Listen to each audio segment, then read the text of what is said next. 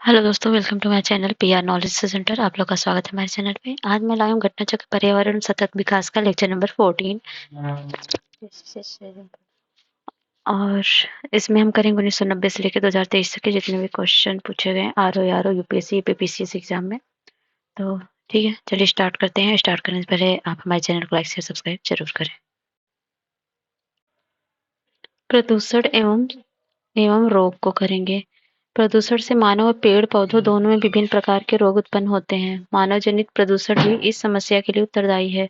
स्वचालित वाहन वायु प्रदूषण उत्पन्न करते हैं और स्वचालित वाहनों में एंटी नॉकिंग एजेंट के रूप में लेड का प्रयोग किया जाता है। धुएं के साथ विमुक्त लेड सबसे अविषालु धातु प्रदूषक होते हैं। लेड के कारण केंद्रीय तंत्रिका तंत्र, मस्तिष्क, पाचन इत्यादि प्रभावित होते हैं।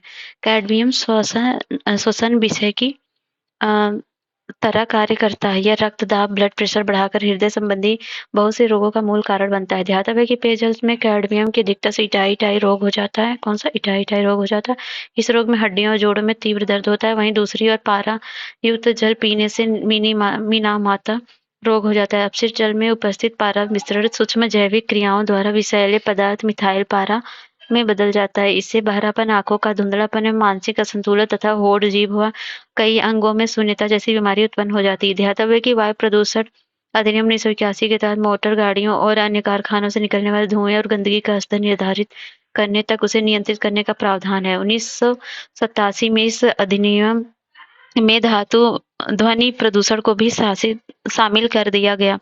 शीशे की विषाक्तता उत्पन्न करने वाले स्रोत प्रगलन इकाइयां व पेंट हैं। घरों में पुताई के लिए इस्तेमाल किए जाने वाले पेंट से शीशे की मात्रा असुरक्षित स्तर तक हो सकती है। दीवारों को छूने, पेंट की छुई हुई चीजों के संपर्क में आने पे आदि से लोग शीशे के संपर्क में आ जाते हैं। शीशे की अधिक मात्रा से मनुष्य के केंद्रीय तंत्रिका तंत्र और मस्तिष्क को नुकसान पहुंच सकता है। पेंट के अतिरिक्त वेल्डिंग, रबर और निर्माण जंग एवं कॉपर को गलाने इकाइयों से ये सब रोग होते हैं। तो इन सब पे ध्यान रखना होगा आपको। और ये सब है एंटी फ्लॉक्सीन फफूंदी के द्वारा उत्पादित होते हैं।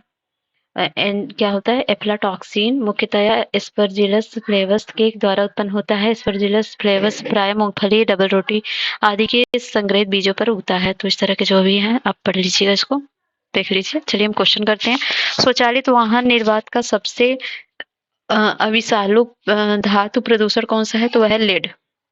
फिर है शरीर में श्वास अथवा खाने से पहुंचा शीशा स्वास्थ्य के लिए हानिकारक है। पेट्रोल में शीशे का योग प्रतिबंधित होने के बाद से अब शीशे की विषाक्तता उत्पन्न होने वाले स्रोत कौन कौन से हैं? प्रगलन है, पेन पेंसिल है, पेंट है, केश तेल है एवं प्रसाधन है। तो इसमें पेंट होगा, प्रगलन इकाइयां होगी, एक तीन। तो दिए गए विकल्प में शीशे की विषाक्तता उत्पन्न करने वाले स्रोत हैं प्रगलन इकाइयां एवं पेंट। निम्नलिखित में से कौन सा सुमेलित नहीं है? तो इसमें से जो है पारा जो है मिनी माता बीमारी होती है, कैडमियम से टाई बीमारी होती है, नाइट्रेट आयन से ब्लू बेबी सिंड्रोम होता है। ये क्वेश्चन कई बार आया है, नाइट्रेट आयन से ब्लू बेबी सिंड्रोम। तो फ्लोराइड से क्या होता है? इससे अपचय नहीं होता है। ये गलत दिया गया है क्योंकि फ्लोराइड की आयन की अधिकता से दांत संबंधी बीमारियां होती हैं, फ्लोरिसिस जिसे कहा जाता है। फिर नेक्स्ट, ये भी मिलान करना है। इस सामान्यतः प्रयुक्त होते हैं, उनमें पाए जाने वाले तत्व हैं तो उन्मुक्त पदार्थ और संभावित अवांछनीय अथवा विवादास्पद रसायन। तो लिपस्टिक में क्या होता है? तो लिपस्टिक में सीसा और शीतल पेय में ब्रोमीनित, वनस्पति तेल और चाइनीज फास्ट फूड में मोनोसोडियम ग्लूटामेट। तो ये तीनों के तीनों सही है, हो गया ऑप्शन सी डी। फिर ये मिलान करना है। तो एबेस्टस धूल जो होते हैं मस्तिष्क को प्रभावित करते हैं और सीसा जो है एबेस्टस धूल जो है मस्तिष्क को नहीं, सॉरी, फेफड़ा को प्रभावित करते हैं। और सीसा किसको प्रभावित करता है? तो सीसा जो है वो प्रभावित करता है मस्तिष्क को, और पारा जो प्रभावित करता है, तो पारा प्रभावित करता है उदर को, मतलब हृदय को, और कार्बन मोनोऑक्साइड रक्त धाराओं को। तो ऑप्शन हो गया बी। यूपीपीसी 2012 में पूछा गया क्वेश्चन है। फिर है ये मिलान करना है, प्रदूषण है और प्रभाव है। ठीक है, तो कार्बन मोनोऑक्साइड से क्या होता है? श्वास इससे होता है कार्बन मोनोऑक्साइड CO2 से, इससे होता है लीवर तथा किडनी को क्षति, और नाइट्रोजन के ऑक्साइड से होता है कैंसर, और धूल कण से होता है श्वास संबंधी रोग, सीसा से होता है केंद्रीय नर्वस सिस्टम पे प्रभाव। ऑप्शन हो गया सी, सभी के सभी मिले हुए हैं। तो अगला है, निम्नलिखित में से कुछ महत्वपूर्ण प्रदूषक हैं जो भारत में इस्पात उद्योग द्वारा निर्मुक्त किए जाते हैं। सल्फर के ऑक्साइड, नाइट्रोजन के oxide, carbon monoxide, carbon dioxide. कौन सा सही? सभी के सभी होते हैं। फिर नेक्स्ट है, अनाजों और तिलहनों के अनुपयुक्त रख-रखाव और भंडारण के परिणाम स्वरूप अवशेषों का उत्पादन होता है, जिन्हें एफ्लाटॉक्सिन के नाम से जाना जाता है, जो सामान्यतः भोजन बनाने की आम विधि द्वारा नष्ट नहीं होते। एफ्लाटॉक्सिन किसके द्वारा उत्पादित होते हैं? तो होते हैं फफूंदी द्वारा। कई घरेलू उत्पादों जैसे गद्दों और फर्नीचर की गद्दियों में ब्रोमीन युक्त ज्वालामंदकों का उपयोग किया जाता है, और उसका उपयोग क्यों कुछ चिंता का विषय है। तो उनमें पर्यावरण निम्नीकरण के प्रति उच्च प्रतिरोधकता होती है, मनुष्य और पशुओं से संचित होते हैं। तो कौन सा सही है? दोनों के दोनों ऑप्शन सही है।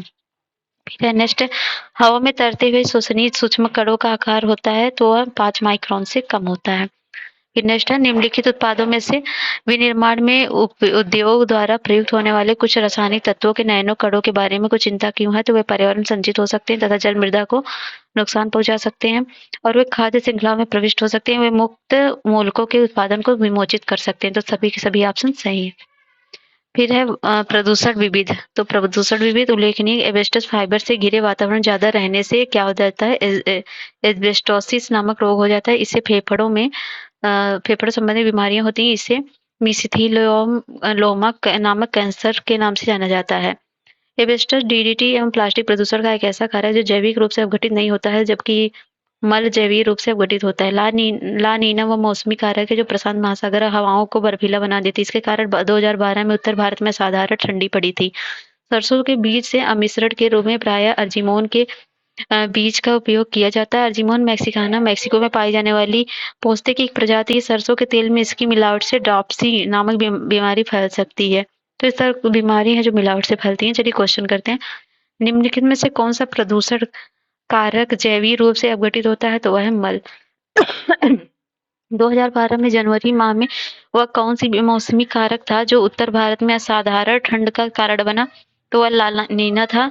सरसों के बीज के अपमिश्रण के रूप में सामान्यतः निम्नलिखित में से किसे प्रयोग में लाया जाता है? तो लाया जाता है अर्जिमोन के बीज को। फिर है, इंसिनरेटर्स का प्रयोग निम्नलिखित में से किसके द्वारा किया जाता है? तो किसके लिए किया जाता है? तो कूड़ा कचरा को जलाने के लिए किया जाता है। इंसिनरेशन एक अपशिष्ट उपचार प्रक्रिया है जिसके तहत अपशिष्ट पदार्थों के दहन के माध्यम से उसमें शामिल अकार्बनिक तत्वों को नष्ट किया जाता है। इस प्रक्रिया हेतु इंसिनरेटर्स का प्रयोग किया जाता है। निम्नलिखित में से किसके संदर्भ में ताप अपघटन और प्लाज्मा गैसीकरण शब्दों का उल्लेख किया गया? तो वो है अपशिष्ट से सौर प्रौद्योगिकी। अगला है, कार्बन डाइऑक्साइड, नाइट्रोजन के ऑक्साइड, सल्फर डाइऑक्साइड ऊपर इनमें से कौन सा उत्सर्जन ऊष्मीय शक्ति संयंत्रों को कोयला दहन में उत्सर्जित होने से रोकता है? तो वह है सभी के सभी ऑप्शन डी। फिर ये मिलान करना है, अम्लीय वर्षा जो होती है वो होती है सल्फर डाइऑक्साइड से। प्रकाश रासायनिक द्वंद जो होता है वो होता है असंतृप्त हाइड्रोकार्बन से। हीमोग्लोबिन के संयोजन से होता है। कार्बन मोनोऑक्साइड से होता है। ओजोन के क्षरण क्लोरोफ्लोरोकार्बन से हो जाता है। ऑप्शन हो गया सी। और नेक्स्ट है, अच्छा, भारत में निम्नलिखित में से किसमें एक महत्वपूर्ण विशेषता के रूप में विस्तारित उत्पादक